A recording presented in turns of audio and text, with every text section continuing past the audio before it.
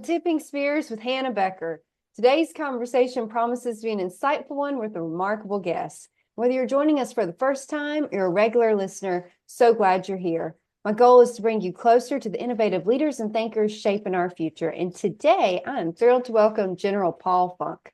General Funk is a distinguished, results-driven leader known for transforming large, complex, and human-centric organizations. Over a decades-long career, he has shaped performance, culture, and innovation across institutions serving more than 800,000 people. A globally recognized combat-proven strategist, he led the largest military coalition in history, 72 nations, while earning a reputation as a world-class speaker, motivator, and trusted advisor to senior leaders striving for mission-critical outcomes. A champion of organizational change and workforce development, General Funk has consistently fostered world-class teams built on strategic planning, talent integration, and a deep commitment to veterans and those who serve. Renowned for helping leaders unlock the potential of their people and systems, he brings unmatched expertise in leadership development, operational execution, and crisis management. His proven ability to drive innovation, cultivate future leaders, and enhance institutional readiness has made him a sought-after advisor for organizations navigating complex challenges. Well, welcome to Tipping Spears, General Funk. Wow, who was that guy you were describing, Hannah? That was fantastic. Thanks for having me today. This is going to be fun. Yeah, well, thank you for coming on the podcast. I've been so looking forward to this. So can you start us off today by telling us where your story begins? Well, my story begins as a son of the Army. I was born at Fort Hood, Texas. Oh, wow. So everything good that happened to me in my life happened at Fort Hood, Texas. It seems that's not entirely true, but the good is the best things. I was born there. I had the privilege to command there. I got married there. Wow. My wife was she and I met when we were in high school at Fort Knox, Kentucky. She was a freshman. I was a senior. She was going. We got reconnected when I came back from when I got stationed at Fort Hood, Texas, and she was a student at the University of Texas in Austin. So it all started kind of at Fort Hood, Texas. Wow.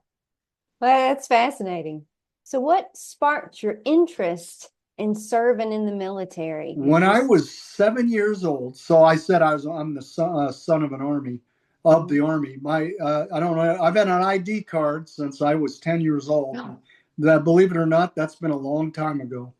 I saw when I was 7 or 8 years old, I saw my dad flying a Cobra helicopter down at Fort Camp Stewart, not back in those days, down at the aviation school that was set up for Vietnam. I didn't realize he was going to Vietnam or anything, but I knew he was in that helicopter. I said, man, that's the coolest thing ever.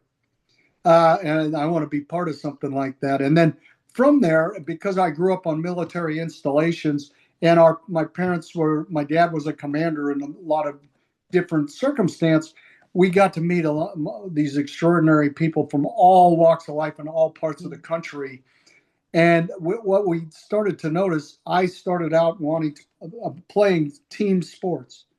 And I realized that I wanted to be part of a team moving forward in life, and I wanted to do hard things. So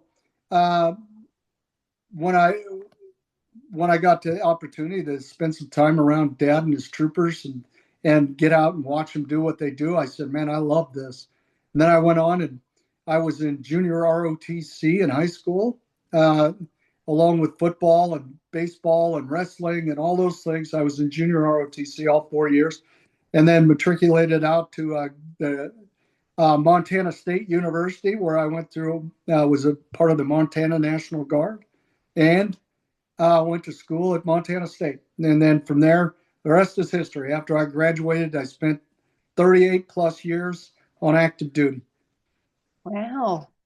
Yeah, well, the military community is a community unlike any other. Yes, it is. That's right.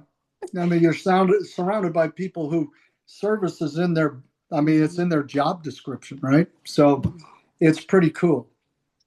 So was there a particular event or person that served as a catalyst for your career? Oh, I'd have to say, early on, I think there's multiple people involved in that. Early on, it was obviously my parents, my dad, and my mom. They're from Montana originally. My Okay. dad's from a little town called Roundup. My mom's from Bozeman itself. And then I would say a catalyst. I was fortunate enough to have a number of mentors along the way. When I was a captain as a tank company commander, I happened to run into this major who, by all accounts, was the best major in our division. Well, it turns out that was pretty accurate because he turned out to be the 18th chairman of the Joint Chiefs of Staff, Marty Dempsey. Oh, And wow. he and his wife, Deanie, became mentors for Beth and I, my wife, uh, throughout our career then. And so, and I'm privileged to say we're still friends to this day. He's still a mentor for me, and she is as well. And we get the privilege of mentoring his son, who's in the Army as well. So, what a wonderful! My dad was his mentor. He was mine, and then I'm his son's, one of his sons. So, it's pretty cool. The mentorship aspects of what we do for a living truly do matter. Mhm. So I know every journey has its hurdles. Can you Sure. tell us what some of the biggest obstacles were that you faced in your career and you know how you overcame them? Well, I tell you, what was I was always fortunate. I was in great units that actually worked well together. Obviously, the things that became obstacles became opportunities as well, right? So, deployed 6 different times, always hard on families. Different levels of responsibility as we move up the ladder. There, being part of something truly bigger than yourself. You mentioned the 72 nation coalition. That had its share of obstacles, trust me. First on the ground, and then, when I was the combined forces land component commander in 2014, and then 2017 and 2018 as the CJTF, or the Combined Joint Task Force commander. All those came with obstacles and opportunities to learn, grow, and develop whole sets of people from different nations. Even fascinating, but yeah, there were some. I'd say the biggest obstacles were just the amount of time away from home. Mhm. Frankly, Yeah. you know, you couple that with I was a commander and then assistant division commander during the surges, both the one in Afghanistan and in Iraq. Hard fighting, losses every day, very much a kinetic fight.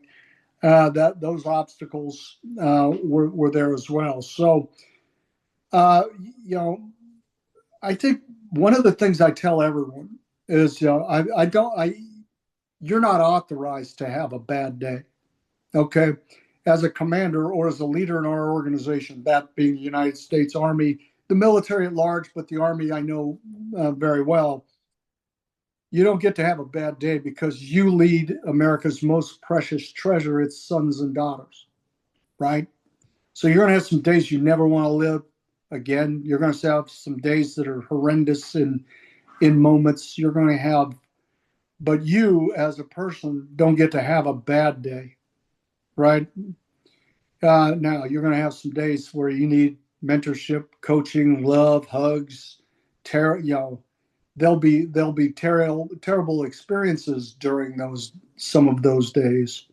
But don't mistake it. America gives you its most precious treasure, its sons and daughters. So you have to be responsible to that. What a great perspective and such a good reminder. And you led at every echelon from, you know, platoon to four-star command. What leadership lessons stayed consistent throughout your career and which ones, you know, changed or took on a different, you know, flair, I guess, as the levels of responsibility Yeah, shifted? Great question. And really, so I have these 40 fundamentals, right? So they're on the internet. You can find them. Funk's Fundamentals is what it's called. There's 40 of them. I was in the Army 42 years, so I learned less than one thing a year. I'm a slow learner. I have a fish and wildlife degree, right? So fish all day and wildlife all night. So I was good at that. I mean, I was on the honor roll for those two events. But I think I always believed in five things, and I took them all the way up to 4-star command: training, maintaining morale, discipline, and teamwork. And those were consistent themes throughout. Now, the resourcing, the adaptiveness, the what it was that I was looking for in those arenas changed the higher up I went. So I had the fundamentals where I believe every one of those has got a war story. Everything from never pass a clean bathroom to, you don't own the jersey, you're just the body of the jersey at a time. All of those things equated to leadership lessons I learned along the way, both in combat and in training or in peace or at school or somewhere, but as an experience of being in the military. One of my favorite things was I learned very early on to be positively intrusive. Be in people's lives. Be the guy that reaches out to say, "Hey, how you doing?" when nobody else is, doing that. Be the one that reaches out to others and says, "Hey, it's okay. I'm with you. Let's go do this." It's okay just to reach out and say, how you doing?" Right? So I used to do those kinds of things. I used to ask two questions when I'd award a coin, those information, that tools. That's what those were. I'd ask two questions. Why'd you join this outfit? And why do you want to continue to serve? And from what I garnered from that information drove some of the decisions I made later in life. But what it really told me, especially at the lower levels, where the captains and the lieutenants, it told me why people were motivated to serve. So if you know what someone's motivation is, you can absolutely lead them by just understanding what motivates them to go do what they do, right? Nobody joined the Army to wake up every day and say, "Boy, today I'm just really going to screw everything up." Nobody did. Now, there's some people that happens to, but they didn't join for that reason. So finding that intrinsic motivation of why they want to serve. And you got to ask kind of intrusive questions, Is it your family? Did you want to get a scholarship? Are you running from the law? I mean, all those things matter, right? But that's what being positively intrusive is all about. Understand your people, understand what motivates them to serve, and then you can lead them to just unquestionable heights. I love the concept of being positively intrusive. Yeah, you don't have to be, for lack of a better term, you don't have to be an ass about it, right? Yeah. You don't. Just ask the good leading questions. Hey, why'd you join this outfit? What, why do you want to continue? And if they say they don't want to continue to serve, then you got to peel that onion back, right? But you can do these things, Hannah, in the 5-6 minutes you're interacting with someone, and they truly feel like you've had a connection and an interaction. I've had people tell me that from as far back as I can remember. Somebody will come up on the internet or something. "Hey, sir, you did this for me by 25 years ago," or something like that, and it changed the course of my life. That is what matters. That's your legacy. That is what propels you to want to continue to serve. The Army is a people business. It's not about equipment. It's not about what branch you are. It's not about what MOS you have. The Army is a people business. So as the commanding general of TRADOC, you shape training, education, and leader development for the entire Army. Yes. What elements or capabilities do you think, are most essential for preparing soldiers, for our future wars? Yeah, well, and frankly, we have to be, the Chief of Staff of the Army today has a transform in contact mindset, right? We're in contact all the time. He's right. We've been in contact since 1775. right? We've been developing this and driving our transformation of our formations, equipment, doctrine, organization, training, leader development, facilities, you name it. We've been doing this, right, since 1775. So we have to do it and still be on the world stage. That's just what we have to do. So you have to understand that the human form learns kind of two ways: significant emotional experience or repetition, right? So in my opinion, the best way to take care of soldiers is to train them and train them some more, and then find different ways to train them, and then to drive training into their DNA. Training is what saves lives. Our equipment's great. We have tremendous capabilities, but it's our training. If you listen to the Medal of Honor recipients as they talk, most will tell you that their training took over, right? So that means to me, to develop leaders, you got to be in the training with the troopers, right? That's so the training is what matters. One of the great things we did in our service was develop the training centers. The whole last time we did a 40-year transformation of the Army, transform and contact, right? The last time we did this before this current period was coming out of the Vietnam War. And we developed, we brought on the 75th Rangers. We brought on, we changed our doctrine to airland battle. We did our training, became the training centers, where we were going to make the practice harder than the game, right? And we were going to do multiple iterations of multiple times, and we did that. What was the best thing that came out of that whole process was the after action review, that where we said, what I failed to do was, because our opposing force had taught us the lesson of the day, and what we failed to do is understand in some form or fashion, but we learned from that, and we continued to be a learning organization, and we developed new tactics, techniques, and procedures, and we ramped ourselves up. Coming out of the Vietnam War, we ramped ourselves up to be the force that was able to take down the fourth largest army in the world, the Iraqis, take them down to the second largest army in Iraq when we took them down in Desert Storm, right? In 4 days. And yes, did we use the joint force? Yes. Did we bomb for 5.5 weeks beforehand? Yes. Did they leave? No. When did they leave? When we put our soldiers in the mud after them. That's right. So I've got this great friend, Hannah. His name is David Bellavia.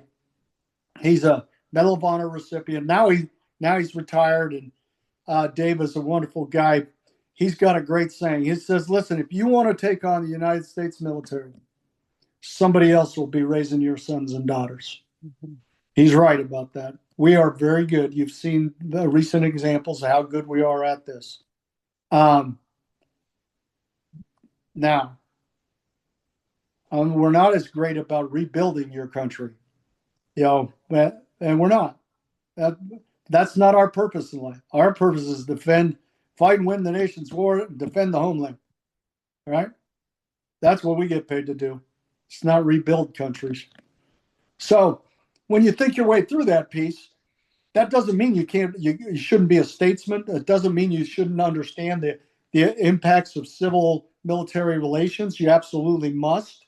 You also must know, the impacts of your actions on a civilian population that you're trying to defeat their military in, right? You have to. So you're required to be even more of a statesman, more than, say, those in the State Department, because you've got to be able to do all of these things on the fly. And usually, or most times, you're the first ones in. Yeah, that's such a great perspective, General Funk. I think that's incredibly relevant in light of recent events. Mhm. Thank you for shedding some light. So I know you led the world's largest international coalition, 72 nations against Mhm. ISIS. Can you tell us about that experience and share, Mhm. lessons learned from that? Oh man, what do you got? 4 or 5 hours? I mean, probably actually 6 or 7 days. I learned a ton. First, in the coalition warfare, everybody comes with their own advantages and disadvantages. They're called caveats, national caveats, what they will or won't, can't do based on the laws of their nation. You got to understand those pieces. You actually, that's where, and also in coalition warfare, you also have to understand that the elements of national power also apply there, right? Diplomatic, informational, military, and economic, and that other nations have impacts in those same relevant topics. And we got to remember that sometimes the interests of one country is completely opposite of another, and you need to know which tool to employ at which time on the battlefield. You have to be exceptionally nimble in your thinking. And then you got to look in the, if you think of yourself as an archer, and then you go into your quiver, which is whatever caveat or permission some nation might have, you need to know which arrow to shoot at which point. Uh, it was fascinating to learn that the interaction of the civ-mil relationship as it relates to national policy making. That was a yeah that was a lesson across capitals, with ambassadors and ministers of defense of multiple nations and things like, and how other nations looked at things was remarkably eye-opening to me. So I could go on and lessons I didn't learn there, things I wish we'd have done differently, things where I thought we made a lot of great strides. Um, and not to mention our host nation, the one, remember, we were fighting an insurgency and the scourge of the world at that point, ISIS. And so understanding the power in the information realm, I kind of let off with the elements of national power there. Diplomatically, you got to understand the nations, what their endpoints are, where they want to be.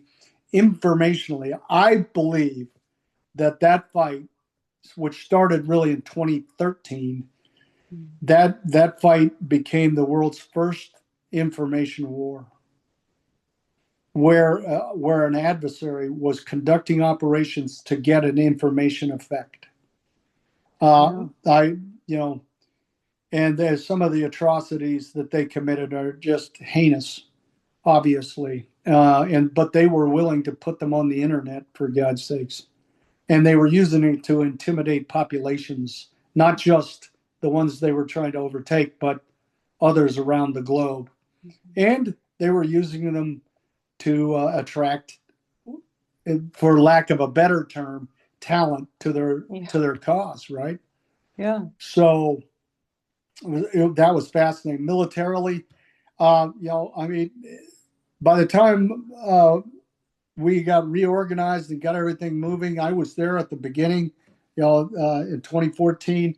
By the time I got there in 2017, the Iraqis went from breaking and running to actually conducting division level operations across large spans of battle space in 13 months. And that was the power of training, the power of resources, but the ability to generate trust among folks that hadn't necessarily trusted themselves, trusted each other before. It was a remarkable transition to see, frankly. From where I got there in 2014, ISIS is 12 to 20 kilometers from both Erbil and Baghdad, to when we went back and then we were doing a full pursuit through the Western Desert, and they were controlling their own air. They were designating targets for us, and they were doing their own ground operation. It was remarkable. Yeah. Yeah, the complexity of the situation, I'm just kind of struck by. I know. Oh man, don't Yeah. get me started there, because that was a whole nother deal, right? So Yeah. it really is. You know, they're not the best of neighbors in there either. Mhm. You know, between Syria and Turkey and Iraq and Iran and Mhm. Afghanistan and you name it, right? They're not the best of neighbors either in there. Yeah, I appreciate your point about kind of the information element. It kind of Yeah. added this new dimension Mm-hmm. to the situation, and like, Yep. how do we gauge those effects? How do we Well, counter that? And, yes. and And it's we're not very good at it, Hannah. yeah, We're getting better, but we're not that good at it, right? Well, we yeah, got this little problem that we have to tell the truth, yeah, that's true. and our adversaries certainly weren't. Yeah, they don't and they won't. Correct. So during times of rapid change or crisis, whether Mm-hmm. that's in combat, during COVID, Yep. what distinguishes organizations that adapt quickly from Mm-hmm. those who, they can't do it, they're struggling? The investment in training. I've seen this in business as well. Mhm. And so the our investment in the U.S. military in terms of training and education of our force is second to none. It truly is, and we do it at every level. Some nations only do their officers, train their officers, and educate their officers. Some some don't do any of that. Some, as soon as nobody's looking, they quit training. Right. That's what happened in Iraq in 20 between 20. In my opinion, this is just Mhm. Funk's opinion, but the force that we trained and left in 2011 was not the same force that broke and run it in 2013, because they had 2-year enlistments. Most of those folks had been enlisted.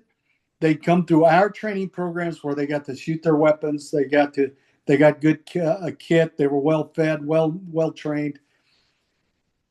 When we got back, they were rushing people through. They quit training in basic training. They had broken down the barriers. They weren't doing the live fire training necessary to maintain proficiency, all of those things. And most of the ones we had trained had done their service and left and went back to their home, their villages and towns, and went back to life, right? They didn't have any long term, they didn't have an NCO course. There was really no development along the way. So all of that mattered. And that's part of the reason, in my opinion, really on the tactical level, that they had such a hard time early on. They had flushed all the training we had put into them. That's such an investment to It is. develop people. That's the investment we make as a nation to the education process and training of our entire force, and then the actual exercising of that all the time in a joint arena is remarkable investment, but it's paid off for many years. Mhm. Yeah, so I'd say that the number one thing is the investment in training. The second one is the development of talent. We Our non-commissioned officers and the which are the backbone of our training, especially at the individual level, are incredible experts in what they do, and they are very well versed in how to take a citizen and turn him into a soldier, and it's in many cases in as short of 10 weeks. Same is true in the Marines. Same is true in the Navy. We, that investment in actual developing of the human spirit is remarkable. And we have the greatest equipment in the world. That doesn't hurt. The icing on the cake. Yeah. Talent management, a major Mm-hmm. element, any organization's Uh, success. See this with the Army. What do you see leaders consistently getting wrong about recruiting and retaining good people? Where are they missing the mark? Great question. What we failed to do early on, Hannah, and is recognized that we were in it, because I was there when we had a training, we didn't meet our training objectives or our enlistment objectives. I was there at TRADOC when that happened. And what we learned from that was we had not changed with the population.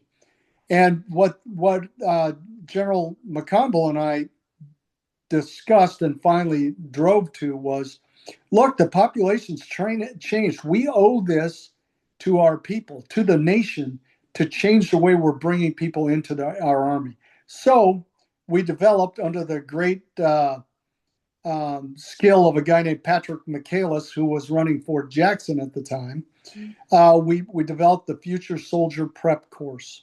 Mm-hmm. And there we brought kids in individually. Why? Because here was the problem we were dealing with.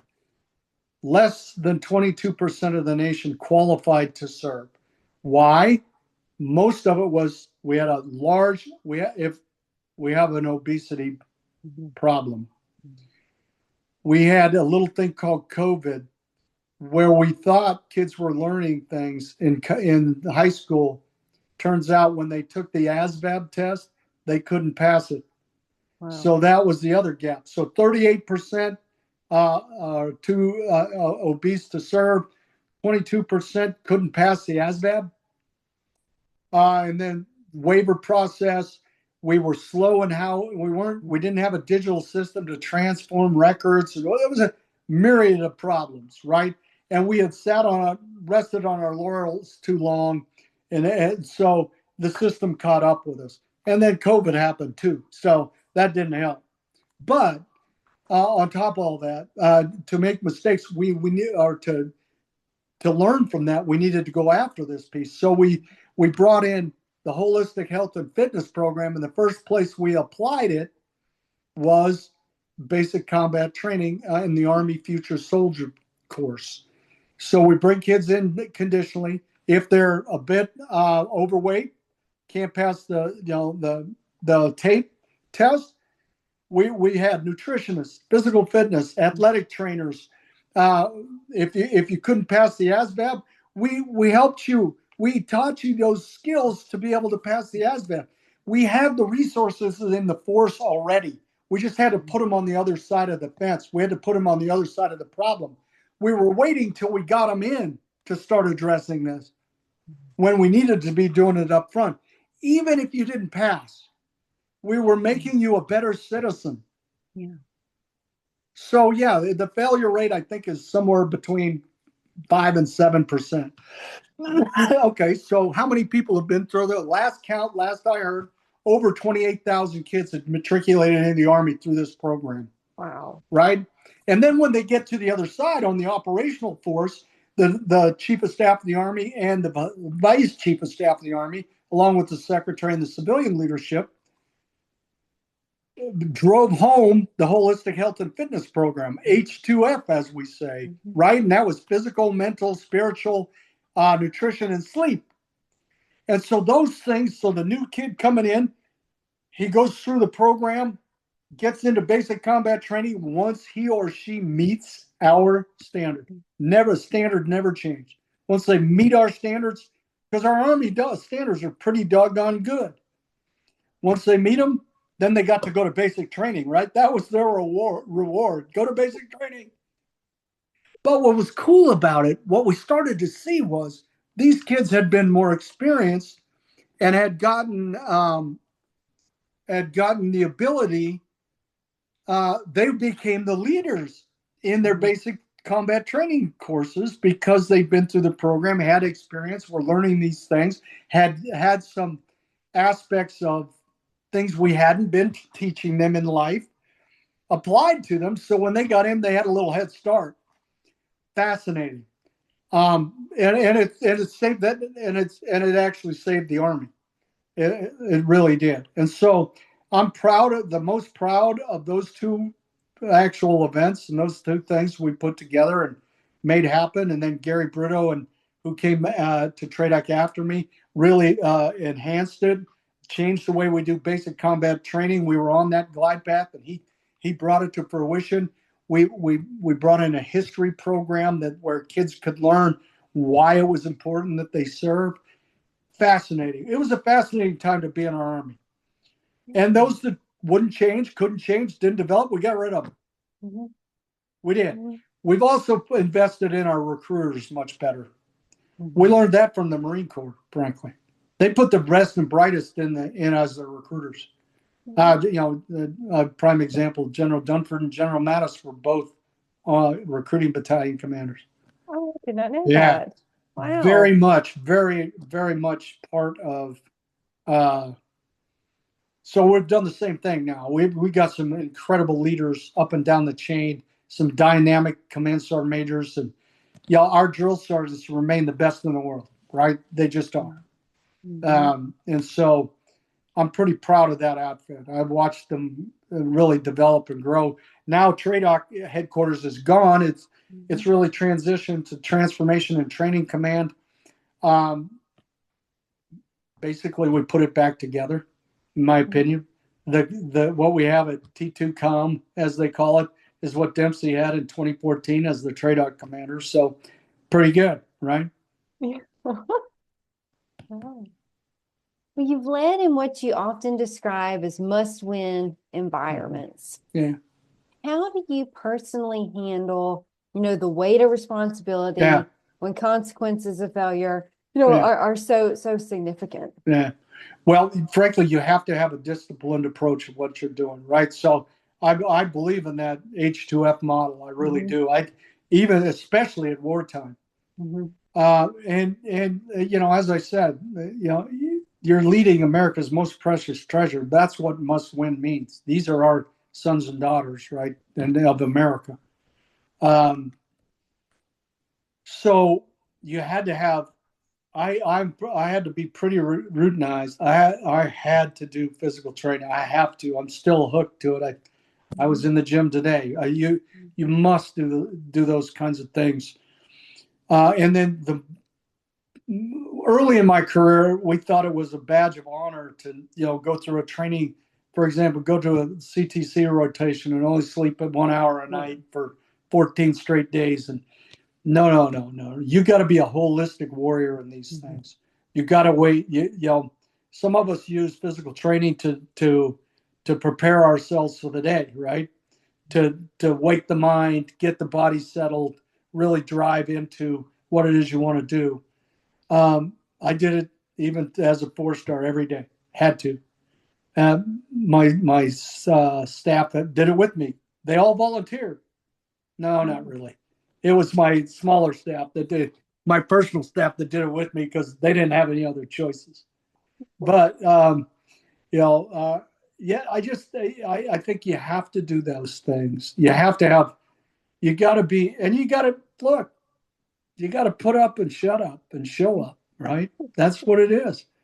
You got to talk the talk. You got to take the damn Army fitness test. This is now the Army fitness. It was the Army combat fitness test. But okay, so we got rid of the ball throw, and now it's just the Army fitness test. Whatever. What I'll tell you is, we had to change that too. So that had to be part of this program, right? We already know we lack the physical rigors of what the battlefield of tomorrow is going to bring to us.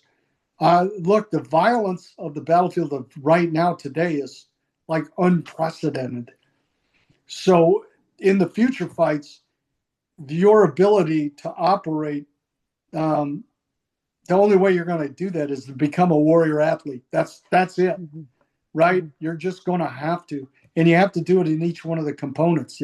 Mental, physical, spiritual, nutrition, sleep. You got to fuel the machine, and then rest the machine before you can put it through the rigors of the day. There have been a lot of people that have talked about how lethal the battlefield of tomorrow is going to be, and they're right, which means we're going to have incredible just energy and versatility, etc. I mean, it's going to be something. The resilience of the force of the future is going to be, it's going to be driven by how fast we can recover and how resilient we can be. That's a enlightening perspective. I hadn't thought of it in that way, but it makes a lot of sense. Yeah, I'm telling you, Yeah, it's something else. You're going to have to be incredibly fit, just Yeah. off the chain fit, right? To withstand the demands of what the battlefield's going to bring. So I know there's, a lot of uncertainty in the world today. What advice do you have for people, if they're struggling to make sound decisions, they feel like they can't, there isn't an obvious right answer, Yeah, they're on. Yeah. How do you, what advice do you have for folks kind of in the hot seat there? Well, first I'll tell you, if you love what you do, you never work a day in your life. That is true, right? I love being a soldier. I love being an American soldier, frankly. So you didn't work a day in your life, right? But if you're struggling, I think it goes back to the fundamentals of why you joined the outfit to begin with, right? And then you got to reassess. Am I meeting the objectives I gave myself to start out? Am I the best I can be? Am I being all I can be? Is there another way I can serve, for example? If you've got a servant's heart, but you don't necessarily like the rigors and separation and things of our current force, right? If you don't like those things, is there another way I can serve? I think you have to be, you enlist soldiers, Hannah, but you re-enlist families. That's Is the true. family into this? There's been a lot of talk about spouse and employment and better ways to do that. I will tell you that my wife reinvented herself 6 or 7 times based on jobs I had and how things are articulated.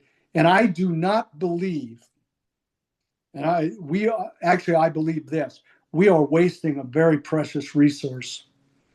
We are not taking advantage of our incredible spouses. Well, we are taking advantage of them because we're making them do things for free. What we're not doing is recognizing the talent that we have there and what they bring to the fight and how much it matters. But we're not. I mean, we give it lip service, but when it comes down to it, we really don't do what we say we should do. I mean, and we don't recognize the change in the force. Our incredible spouses have been very educated these days. They understand. They all have employment goals of their own, right? They're more than willing to serve, but they want to be fulfilled as well, right? So I think we should be looking at a complete different model there, honestly. Yeah. Well, it's so encouraging to hear you say that. I spent first half of my career as a military spouse till my spouse retired, and man, General Funk, I did, every base. It's a new job. I've done everything from riding the pens at feedlots to teaching, whatever I had to do. Wait a minute, I want to explore that. Riding the pens at feedlots. That's pretty cool there. Now you're talking. Now you're talking. My dad, his first job in life was as a working cowboy on a cattle ranch in Roundup, Montana. Well, I have Fort Riley, Kansas, so thank for that opportunity. There you go, and I love that place. That's our favorite assignment. That everything great that happened to me personally was at Fort Hood. I'll tell you, our favorite assignment was at Fort Riley. Oh, I love that. We loved it there. We did. Man, the Flint Hills. Yep. Oh, yeah. The Flint Hills is something else. What an amazing military community that is. It is out there. And by the way, a shout out to all of our military communities. I mean, because the communities serve too. Yeah. Some serve stronger than others, but they do. And they've been in this fight with us. I know the great people around the Central Texas region here have been tremendous partners with Fort Hood and the Air Force bases around here, Fort Bliss down in El Paso, and both Manhattan and Junction City around Fort Riley, just to name a few. Just incredible commitments.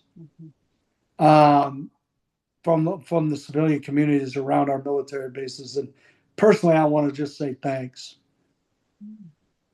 And they do employ our spouses, right? And they do the best they can in finding good jobs for them and things like that, and great opportunities. And what I love to see now is our universities are starting to recognize this. And I happen to be associated with Texas A&M Central Texas here in Killeen, and they're developing all kinds of spouse-oriented certificate programs. And yeah, because they recognize the need. And I think the Texas A&M system sees it as well. Fort Hood is the Texas A&M Central Texas has developed work for military talent pipeline. They've gotten this Texas legislature, the national legislature, HUD, and the local community. They're going to develop a jobs program, a training program, certificate producing, stackable credential program for both people getting out of that are out of the military and their spouses. And it's going to generate data analysts. It's going to generate semiconductor technicians, chip designers, semiconductor chip designers, and multiple other specialties, because they want to keep these communities want to keep great families in their local community. That's the investment you make when you bring a military family into the fold in your community. You're getting great people who are motivated to serve and love to do what they do. And all they're looking for, they're not looking for handouts. They're looking for, all they're looking for is a little hand up to see where the opportunity are. And I guarantee you there'll be incredible employees in your organizations. Yeah. It's so encouraging to hear about those initiatives. Yeah. Yeah. Great. I've seen some amazing partnerships. Kansas State University with Fort Riley, UTEP with Fort Bliss, Texas A&M and University of Texas. The Texas systems invested in Fort Hood. There's more to do there. There's more to do in that arena, but we're making some progress there. We need to continue to take advantage of it. So General Funk, I know many young people, they want to make a difference, but they may not have grown up around the military. Yeah. They may not have seen it. What guidance do you have for folks who feel called to a life of service, but they're not sure where to start? First thing I would say is serve. I mean, trust your instincts. If you're called to serve, find a way to do it. And if you don't know what to do, pick up the phone and call somebody. There are a variety of different organizations that Hiring Our Heroes or any of these great organizations that are looking to employ veterans and folks getting out of the military, but they're also conduits of information, just what's going on in the workforces and where the needs are. Right? One of the ways to serve, my oldest son was in Teach for America. And he served in inner city Dallas for 3 years. He was the coach, for all three of the sports. He was one of 3 males in the whole school, and then on top of that, it was a minority dominated schools in inner city Dallas. So it was 75% Hispanic, 25% Black, but what he learned from that experience is you can make an impact, a lifelong impact, just by caring about someone else. There are great organizations out there, Hannah. For example, there's a program down in Austin to tackle homeless, to go after the homeless issue. It's called Mobile Loaves and Fishes, and it's run by a guy named Alan Graham, and the chairman of their board is a guy named Larry Smith, who, by the way, was a lieutenant with me 42 years ago. And he got out of the Army after 10 years. He did 5 on active duty and 5 in the reserves. And then he ran a world-renowned company called Tokyo Electron, and was the chairman of the Tokyo Electron US for 14 years. But he never forgot his service. And when he retired, he pivoted to purpose, his purpose being to develop, to rehome people who were homeless and to find great jobs for veterans so they don't become homeless.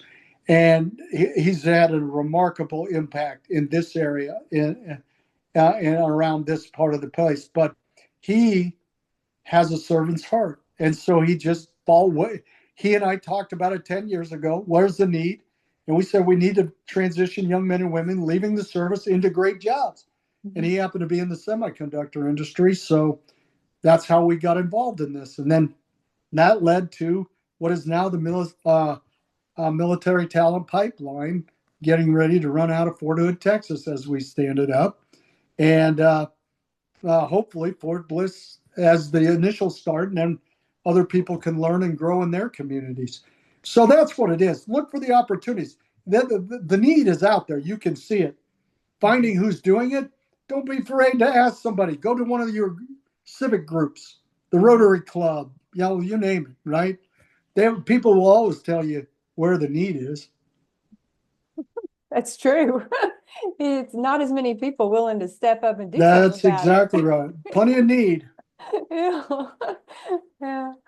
General Funk, I so appreciate you coming on the podcast today. Do you have any final words of advice or parting thoughts for the audience?